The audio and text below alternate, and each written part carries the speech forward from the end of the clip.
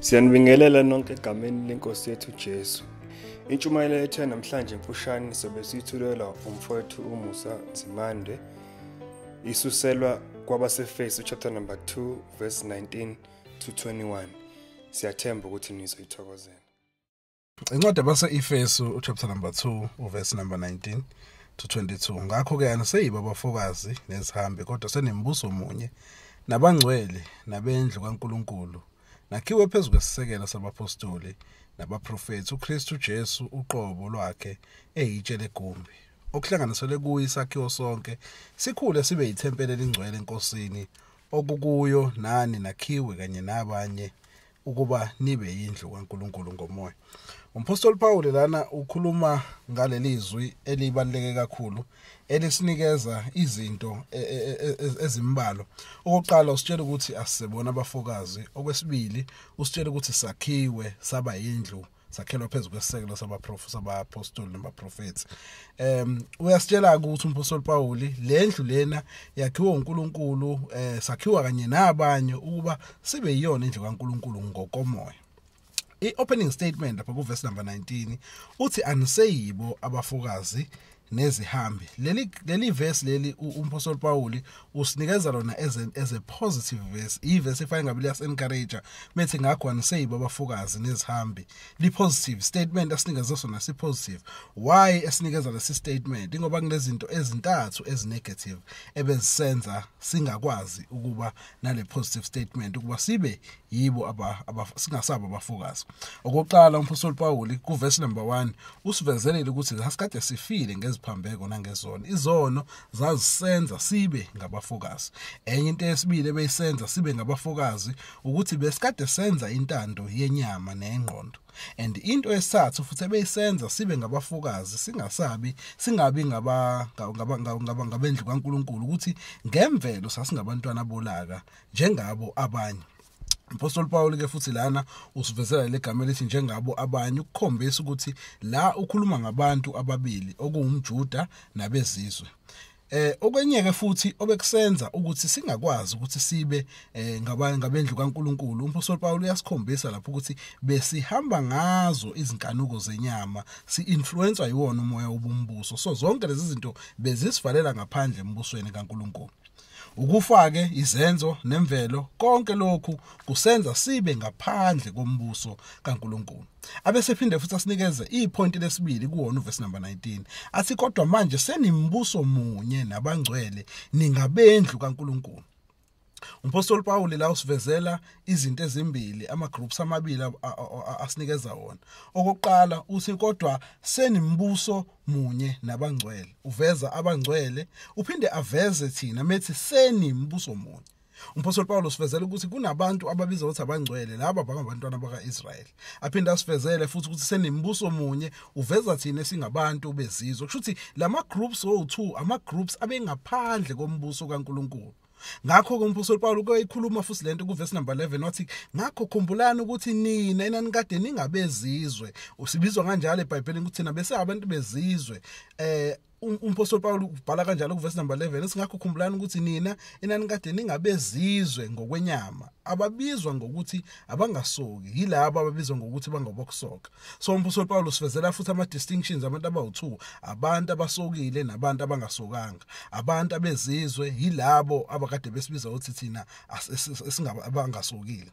Uverse number 12 wakhona uthi ukuthi ngaleso sikhathi naningenaye uKristu usivezela izinto thina ezazisenza ukuthi sihluke kunalabanye abantu ababizwa ngokuthi bona bakwa-Israyeli noma babizwa ngokuthi bangabasokile njengoba thina bezizwe ngabezizwe. Yini ebekade ihlukaniswa wezizwe nomuntu okaIsrayeli na? Uthi umpostoli Paul ku-verse number 12 ukuthi ngaleso sikhathi naningenayo uKristu naningaphandle kombuso kaIsrayeli naningabafokazi esivumelwaneni nezithembiso. So uIsrayeli yena benezithembiso, uIsrayeli yena benoKristu, uIsrayeli yena wayengasiyena umfokazi ezithembisweni zikaNkulunkulu. So ngaphandle as much as sonke besikade sikude noNkulunkulu singabantu, sihlukanisiwe uNkulunkulu njengoba eshilo umpostoli Paul la, sihlukanisiwe uNkulunkulu ngenxa yeziphambeko nangenxa yentando yenyama besihamba ngayo nangemvelo singabantwana bolaka kaNkulunkulu. Kodwa futhi uphinda sivezele ukuthi nakuba bekunjalo kodwa uIsrael ubengcono kunathi. Ukuhlukana kwakhe bekumenza ukuthi akwazi ukumazi uKristu obekade ezokuza ngezethembiso, ubezenikeziwe futhi izithembiso beseduze nokumazi uNkulunkulu. Lama group ke omabili umpostoli Paul uwasebenzisa igama lokuthi akude noNkulunkulu. Uma ekhuluma ngalo leli gama uthi abanaNkulunkulu, abanaKristu, abanalo futhi ithemba, yilabo abangabezizwe. Aphinda athi thina besingenayo uKristu, labo abakwaIsrael bebenayo uKristu. So lama group omabili akude noNkulunkulu. Kodwa ku verse number 14 uthi ngokuba yena ungukuthula kwethu. uKristu yini kade egudi ngayo kwabakwaIsrael ukuthi uKristu benza ukuthi thina sikwazi ukuthi sibe nokuthula. Ukuthula phakathi kwethu noIsrael no. Lama group omabili akude noNkulunkulu. uNkulunkulu wenza ukuthi abe nokuthula naye ngayo uKristu. uIsrael bengcono ngoba betsheliwe ngayo uKristu kuJesu, kodwa bengekho naye seduze kwaNkulunkulu noma bengekho embusweni kaNkulunkulu. So mayethi umpostoli Paul ku verse number 19, ngakho aniseyibo abafokazi nezihambi. So ngamanye amazwi manje sesingaphakathi embusweni kaNkulunkulu, sesingaphakathi embusweni kaNkulunkulu. Verse number 20 verse number 19 uthi kodwa senimbuso munye nabangcwele. Kusho ukuthi thina noIsrael sesenziwe saba ngaphakathi embusweni kaNkulunkulu. uKristu uNkulunkulu kwenze kanjani lokhu na? Uthi ke ku verse number 14 ngokuba yena ungukuthula kwethu. Kusho ukuthi uJesu Kristu wenza ukuthi thina sibe nokuthula noNkulunkulu, owenza ukuthi ngokubili kwaba kunye nowabhidliza udonga lokwahlukanisa olungubutho. Kusho ukuthi ubutho besinabo phakathi kwethu noNkulunkulu. Israel benobutho noNkulunkulu as much as benezethembiso, kodwa naye bekude noNkulunkulu. Nathi futhi besikude noNkulunkulu singamazi uNkulunkulu, kodwa uKristu Jesu wabhudliza lolu donga ukuba thina sibe seduze noNkulunkulu.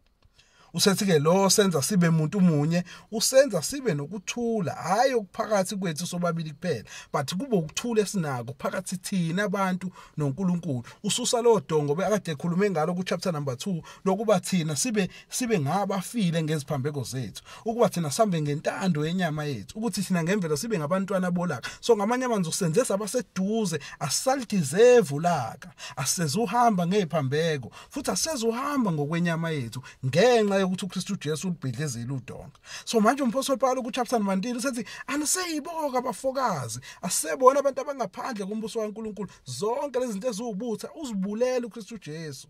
Sesimbuso munye manje. Ukwenze kanjani uKristu Jesu lokuthi thina sibe umbuso munye noIsrael na? Ubhidlizile udonga njengoba desishini umpostoli Paul usenze kuba sibe singasabi izitha noNkulunkulu. Uthi ku verse number 14 mawufunda kwincwadi yamaHebheru uthi ke ngakho njengokuba abantwana bahlanganyela igazi nenyama, naye uqobo wahlanganyela khona lokho.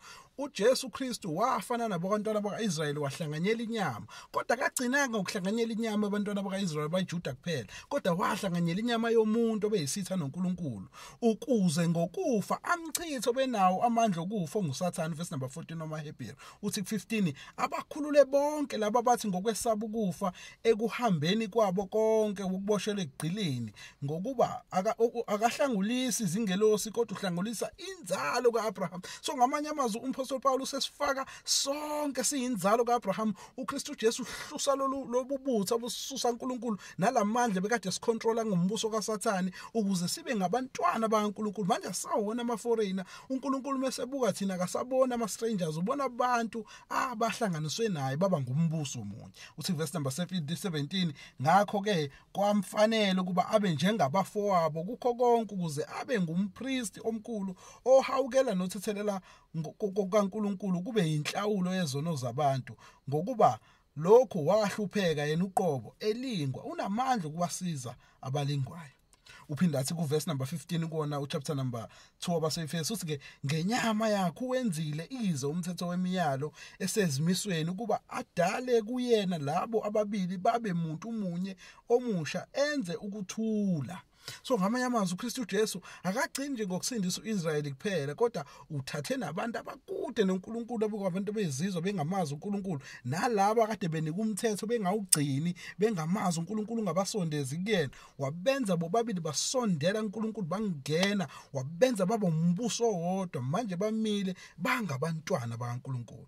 Umpostoli Paul kusethi verse number 20, thina sakhiwe phezu kwesisekelo sabapostoli nabaprofeti, uKristu Jesu uqobo lwakhe eyitshe legumbi. So uNkulunkulu usinikeze lama ministries ekuyiwona asishuma izivangeli. Abaprofeti wasinikeza abapostoli ekuyibona abasinikezele livangeli ukuze thina sikwazi ukwakhiwa sibe yilombuso kaNkulunkulu ohlanganiselwe kuye isakhiwo sonke sikhule sibe yithempeli elingcwele enkosini. So ngamanye amazwi asezi uNkulunkulu ngemthetho, kodwa sesiza ngale evangeli esilinikezwe uyena umpostoli Paul. Athini ku chapter number 2, athi umpostoli Paul thina sisindiswe kungumusa nalokho akuveli kithi leso sisekelo uNkulunkulu asinikeze sona ngabo abaprofeti nabapostoli, usinikezile ukuba sibe yili ibandla likaNkulunkulu. Uverse number 22 usothi okukuyo nani nakhiwe kanye naye. Usethi ke nani bantu bezizwe, wena uthi ngingaya kanjani uNkulunkulu? Uma ungafuya kuye wonke umuntu emhlabeni uzokutshela ukuthi udinga uNkulunkulu abe nguNkulunkulu wakho. Uma ungabheka abantu bayashemba uthi omunye ngifuna uNkulunkulu kube umuntu omnyama, omunye asifane kube ubhuti, kodwa uthini uKristu Jesu ngaleli verse namhlanje? Usethi wonke umuntu, wena umJuda noma ungowezizwe okude noNkulunkulu, awudingi uNkulunkulu ofana nawe, udinga yena uKristu Jesu ozokwenza ukuthi usondele kuyena, abhidlize udonga lobutha phakathi kwakho noNkulunkulu ukuze sibe umbuso kaNkulunkulu.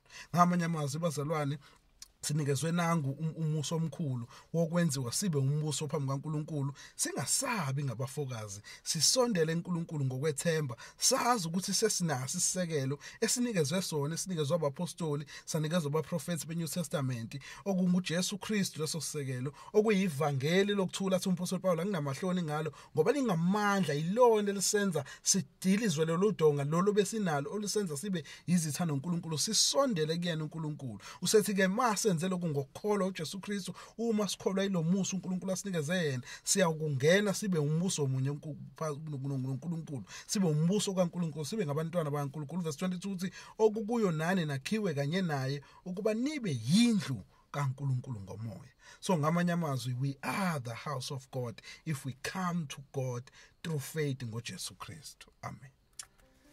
Sibonge kini nonke kade nilalele, sibonge nakumfowethu Musa Nzimande okuyena kade sithulela intshumayelo namhlanje. Siyathanda futhi ukumemezela ukuthi intshumayelo kanje ziyatholakala ekhasini lethu YouTube Amandla Ensindiso Podcast na ku Spotify Amandla Ensindiso Podcast. Siyabonga.